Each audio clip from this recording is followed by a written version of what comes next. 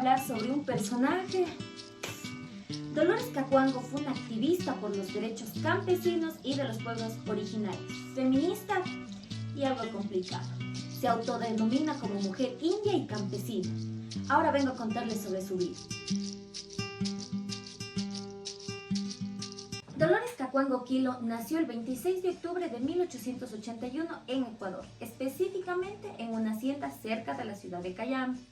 Los papás de Dolores trabajaban en ese campo. Ellos eran Andrea Quilo y Luis Cacuango.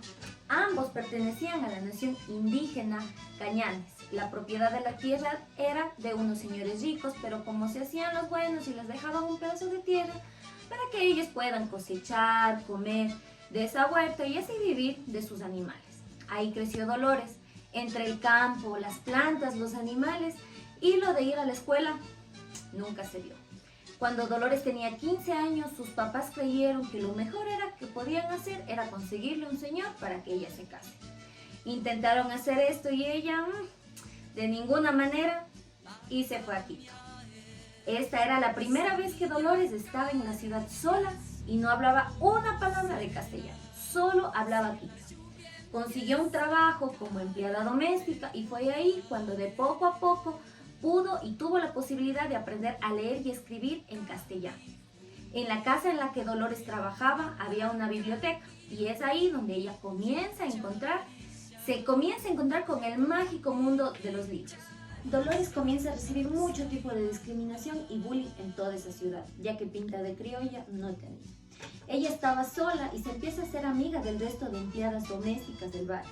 Y es ahí cuando ella comienza a darse cuenta que había algo medio vinculado a los derechos laborales que en su pueblo natal la verdad que no se daba ni un poco. Así que después de laborar unos años en Quito, Dolores vuelve a su pueblo y empieza a provocar peleas y riñas de a poco y conoce a Luis Catacumba, con quien al final se casa.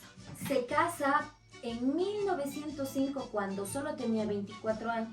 Dolores y Luis se mudan a un pueblo cercano en Cayambe y ahí comienzan a trabajar la tierra. Hacen lo de la cosecha, lo de los animalitos y tienen hijos. Esta parte sí es devastadora, ya que Dolores y Luis tienen 9 hijos y 8 se mueren cuando eran muy chiquitos de enfermedades gastrointestinales, por mala higiene en la comida y algunas otras cuestiones. El único sobreviviente es su hijo mayor, que también se llamaba Luis. Vamos a decirle Luisito de cariño. Estos fueron años muy difíciles para Dolores, pero finalmente logra salir adelante con mucha fuerza y comienza a rosquear de vuelta. Ahora, un poco de contexto para entender lo que sigue. En Ecuador triunfa la revolución de Eloy Alfaro, que básicamente, y para que me entiendan, les prometió a los pueblos indígenas que les iba a devolver sus tierras, las tierras que por supuesto le habían afanado a los latifundistas y la iglesia. Así que se arma una ley para eso. Un día llega un amigo de Dolores al pueblo, Juan Albamocho, con tremendo chisme. Parece ser que él se disfraza de mendigo y se quedaba en las afueras de lo que eran los tribunales de Quito. Y estaba ahí y escucha a 2 personas hablar que al parecer había una ley que obligaba a los latifundistas a devolver las tierras que habían robado. Y como a ellos nadie les había devuelto nada, y Dolores, que ya estaba en sus 40, a esto le empieza a dar muchas vueltas en la cabeza. Así que en 1926 hacen alta protesta y es un poco a partir de acá que Dolores se instala totalmente como una lideresa.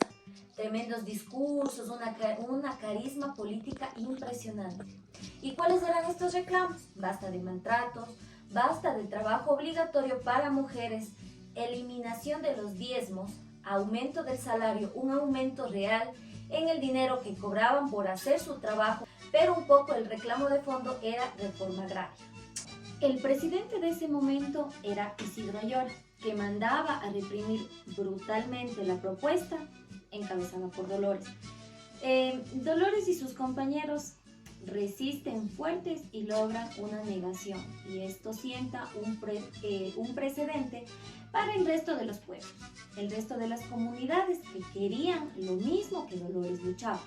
Y ahí arranca otro tipo de discusión, de peleas y riñas, otro tipo de organización política, porque en 1944, junto a Tránsito Amaguaña, otra tremenda lideresa política, y Jesús Gualabasí, también un poco de ayuda del Partido Comunista, fundan la Federación Indígena Ecuatoriana, la primera organización de lucha por los derechos y las naciones indígenas en Ecuador.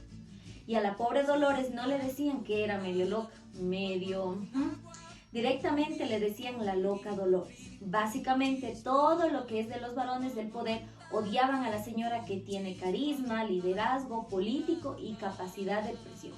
Dolores tenía una gran amiga, María Luisa Gómez de la Torre, le decían Mamá Lucha. Estaban juntas y hartas de que a sus hijos y compañeros, los blancos dueños del mundo, les colgaran arriba de un puente porque no sabían ni leer ni escribir en castellano. Así que fundan la primera escuela bilingüe quechua-español, se llama Escuela Comunitaria Indígena del Ecuador. Arrancaron con una, pero después hicieron muchas más. Es en 1963 que el dictador Ramón Castro Guijón cierra las escuelas y prohíbe bajo todo punto de vista las escuelas bilingües. Así que Dolores, como ya tenía 82 años, monta una escuela clandestina en su casa. Por ahí se llegan a enterar y le queman su casita. En el 64 seguía la dictadura, pero había mucha presión y mucha resistencia. Así que terminan aprobando algo parecido a la reforma agraria. No era la reforma por la que Dolores había trabajado en los últimos 80 años de toda su vida, pero era algo un poco más cercano a una política un poco más, digamos que amigable. Así que arman una movilización gigante y Dolores da un discurso realmente épico en el Teatro Universitario de Quito. Dolores Cacuango trabajó, formó líderes, militó y luchó incansablemente hasta los 89 años de edad.